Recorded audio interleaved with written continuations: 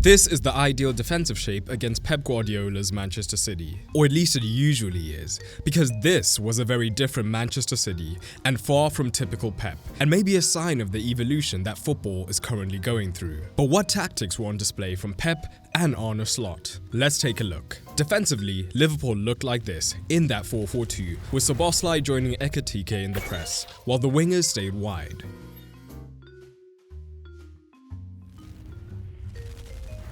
This shape is usually quite effective, as Pep's is perhaps the torchbearer for positional football, and one of his favourite build-up shapes is the 3-2-2-3, usually with a full-back inverting, or like we saw in the treble season, a centre-back like Stones pushing into the midfield. So the 4-2-4 allows the forwards to cut out the pivots and the deeper midfielders to be on the twin 10s. But here's the thing, today, City did not even remotely use this shape, or even stick to strict positional structures. In the build-up, we would occasionally see them shift into that back three. But the key thing is this was done temporarily because Liverpool were hyper-aggressive in the press and would potentially have been man-to-man here. So this short, sharp movement would allow City to still have a man advantage through either Bernardo or Nico Gonzalez dropping into the backline.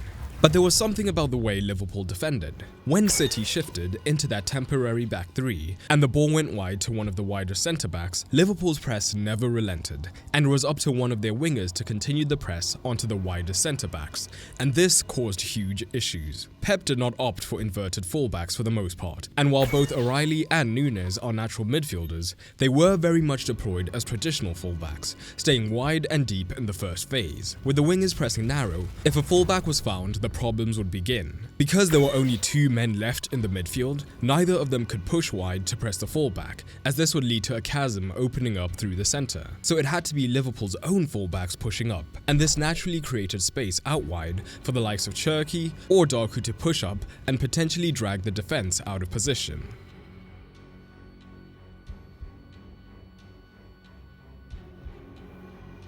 But it's what City did through the centre that was so important. The risk, of course, when defending in a 4-2-4 is seeing these two midfielders being hopelessly overloaded. So at least three things are essential from a defensive perspective. When pressing, ensure that there is enough pressure on the ball to make forward passes difficult. Also try to keep one of the midfielders in your cover shadow so that they are not an easy passing option.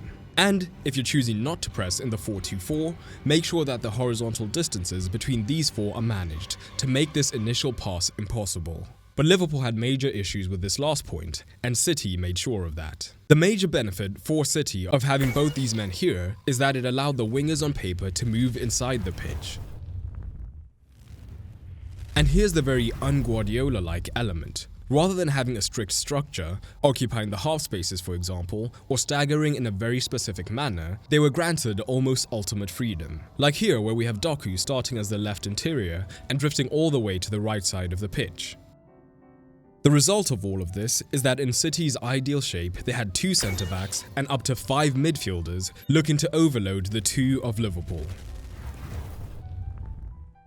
So it became even more important for this front four to never let the first pass inside the pitch, as it would mean major danger. We see shades of this here, as Liverpool are in their 4-2-4, and as soon as the ball goes to the wide centre-back, Salah presses narrow as we've discussed. Gonzalez moves back into the midfield, making that 5, and this time Doku uses his freedom to move wide. But because he started narrow, Gravenberch is drawn towards him. O'Reilly makes a run up the pitch, and City have essentially walked into the final third. And we see it even more menacingly here. City again are in their preferred back two build-up with the 5 in midfield. Liverpool allow that first easy pass into Doku in the midfield, and now he has options. Because Gravenberch now has to confront him, Foden is free between the lines and becomes an option. But because Salah was narrow as part of the front four, O'Reilly is free and gets a run, meaning that with minimal effort, City are again getting into dangerous crossing positions. And one rotation we did often see was between these two. Realizing that the front four were fairly easy to bypass and Salah was not expected to track back for the most part,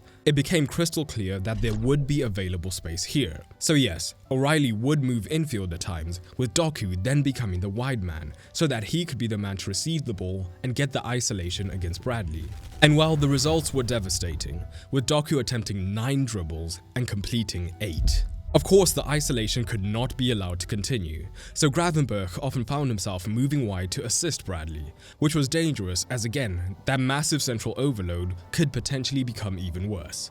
But the engine of Szoboszlai did allow him to drop deep quickly, so it wasn't a complete mess. And the shape was always going to be risky in the press from Liverpool, and that doesn't necessarily make it bad, like we saw in early parts of the second half where the Reds frequently won possession back here through the high press. The only issue was, if this first layer of pressure was ever bypassed, they were in serious trouble, with McAllister and Gravenberch having to decide whether to back up the press or drop a little bit more and give up possession. And more often than not, the decision was to press, which could leave the back four vulnerable.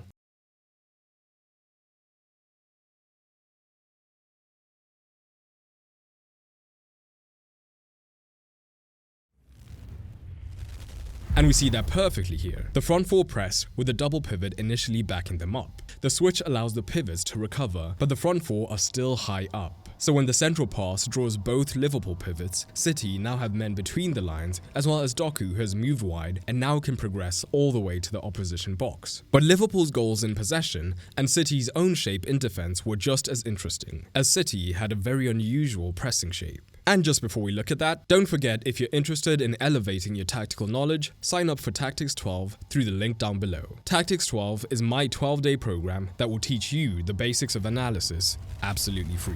Much like when in possession, the centre of the pitch was key defensively for Manchester City. Liverpool as always were looking to build with the back two, and deep on the pitch, Bradley and Robertson tended to stay wide, but as they progressed, they would be expected to provide the width. So Wirtz down the left in particular tended to move central quite early, which was key. City were planning to press in somewhat of a 4-4-2, with Foden pushing up alongside Haaland, meaning City themselves would be in danger of being overloaded through the middle. But Pep knew this and made adjustments accordingly. Firstly, the 4-4-2 became dynamic, and where usually we see teams use a piston press that leads to both centre-backs getting on the ball, the citizens identified their target. Foden would start deeper, with Haaland always on Van Dijk, with the ball being to give Konate the first pass, as he was nowhere near as threatening on the ball as the Dutchman. And it was effective, with Konate being made to have the most touches for Liverpool.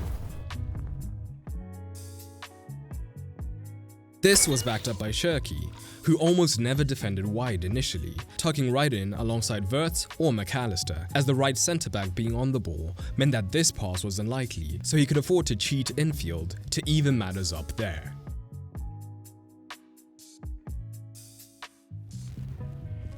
It was only when the shape was set and Foden could keep a midfielder in his cover shadow that he would then push up and look to apply pressure on Konate.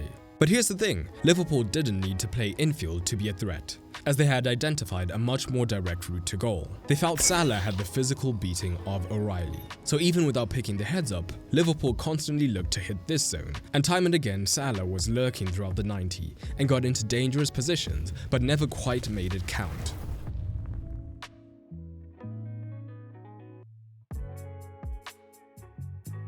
And this play might actually be part of the reason City did not want Van Dijk on the ball, as his big diagonal is notoriously accurate, so he might have had even more luck finding the Salah run in behind. And even deeper on the pitch, City's dedication to protecting the centre was visible, as they alternated between a 4-1-4-1, but often it was Bernardo pushing up, as well as Cherki tucking in, who would look to sit on the deepest 8, so that the City shape created a natural funnel into the wide areas, where City down the right in particular felt confident in handling it, as Wirtz often left Robertson isolated, which may have been part of the reason Kerkesh was brought on to bring a little bit more attacking thrust. This was one of City's most impressive performances in a long time. But I'm curious, do you think that Pep will stick with this more fluid approach long term, and do you see it being just as potent in the long term? Drop it down in the comments below.